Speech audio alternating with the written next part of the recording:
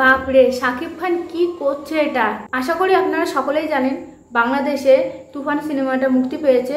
তুফান ঝড়ের মাঝেই দরদের টিজার নিয়ে চলে এলো, মানে কাঁপিয়ে দিচ্ছে। এই ইন্ডাস্ট্রিটা যেন শাকিব খানেরই রাজত্ব চলছে এখন। হ্যালো বন্ধুরা, welcome to my channel the Ashtami gallery. আমি অষ্টমী। আজকের এই ভিডিওতে আমি কথা বলবো বাংলাদেশের শাকিব খানের আপকামিং বাংলা সিনেমা দরদ, এই সিনেমাটার টিজার নিয়ে, যার পরিচালক হচ্ছেন অনন্য মামুন। তো টিজারটা দেখে যেটা বুঝতে পারলাম, এই সিনেমাটা মাল্টি জনরাল ছবি হতে চলেছে। অ্যাট দ্য সেম টাইম এটাকে সাইকোলজিক্যাল থ্রিলার ছবিও বলা যেতে পারে। মানে লাভ, সাসপেন্স, থ্রিলার, টুইস্ট তো থাকছে এবং সাথে অ্যাকশন কিন্তু ভরপুর থাকছে। মানে টিজারটা দেখার পরে একটাই অনুভূতি হচ্ছে যে হ্যাঁ, এটাই প্যান ইন্ডিয়ান সিনেমা। এখানে শাকিব খানকে ভিন্ন চরিত্রে তাকে দেখলাম। তার এই দুলু মিয়ার চরিত্রটা ভীষণ রকমের কিন্তু একটা রহস্যজনক চরিত্র। এখানে আমরা দুটো গান দেখতে পাই। ফার্স্টটা তো মনে হচ্ছে বেনারসে শুট করা হয়েছে এবং দিস ইয়ার, হ্যাঁ এই বছরেই যে ছবিটা আসছে সেটা কিন্তু পুরোপুরি কনফার্ম হওয়া গেল। এখানে সোনাল চৌহানকে কিন্তু দারুণ লাগছে। সোনাল চৌহান যখন সুপার এই কথাটা যখন বলে, তাকে কিন্তু সেই জায়গাটায় দারুণ লাগছিল। এবং এখানে শাকিব খান যখন দুজনের গলা কেটে দেয় তখন তাকে কি ভয়ঙ্কর লাগছিল। যখনই তাদেরকে মারা হয়ে যায় তখন ছুরিটা হাতে নিয়ে এমনভাবে দেখছে, তার লুকের এক্সপ্রেশনটা দেখলে বুঝতে পারবে সে যেন ভাবছে যে কি হয়ে গেল এটা।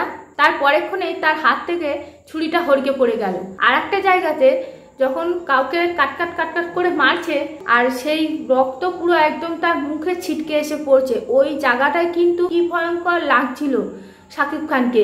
সেখানেও মারার পরে তার লুকের এক্সপ্রেশন একটাই যে কি হয়ে গেল এটা। তারপর আর এক জায়গাটাকে দেখলাম যে সে ঘুমাচ্ছিল, তারপর সে ঘুমের মধ্যে কোনো এক ভয়ঙ্কর স্বপ্ন দেখে চমকে ওঠে। যেমন আমাদের ক্ষেত্রেও কিন্তু হয়, মানে একটা লুকের এক্সপ্রেশন যেখানে যেমনটা দেওয়ার সেখানে কিন্তু শাকিব খান সুন্দরভাবে ফুটিয়ে তুলেছে।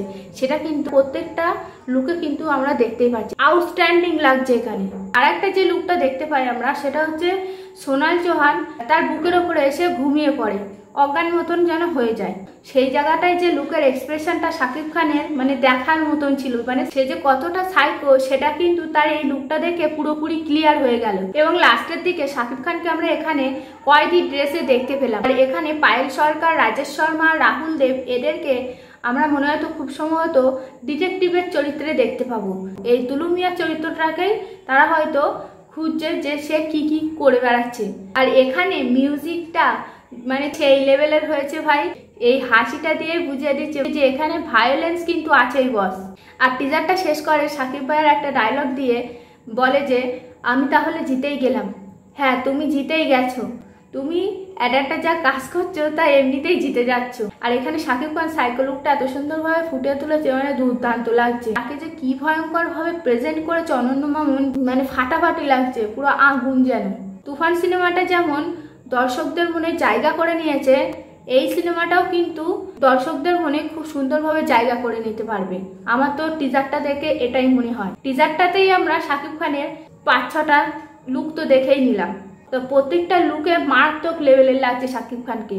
সিনেমাটা কবে রিলিজ হবে জানি না, এই বছরে হয়তো সিনেমাটা মুক্তি পাবে। তো যখন সিনেমাটা আসবে ঝড় কিন্তু তুলবেই। তো তোমাদের কাছে এই টিজারটা কেমন লাগলো অবশ্যই কিন্তু কমেন্ট করে বলবে। আর আমার কাছে তো টিজারটা খুব ভালো লেগেছে। তাহলে বন্ধুরা, আমার আজকের ভিডিওটা এখানেই শেষ করছি। আর হ্যাঁ, আমার চ্যানেলে নতুন বন্ধু হলে চ্যানেলটিকে সাবস্ক্রাইব করে পাশে থেকে সাপোর্ট করো। তাহলে তোমাদের সঙ্গে দেখা হচ্ছে নেক্সট ভিডিওতে। তোমরা সবাই ভালো থেকো, সুস্থ থেকো, টাটা।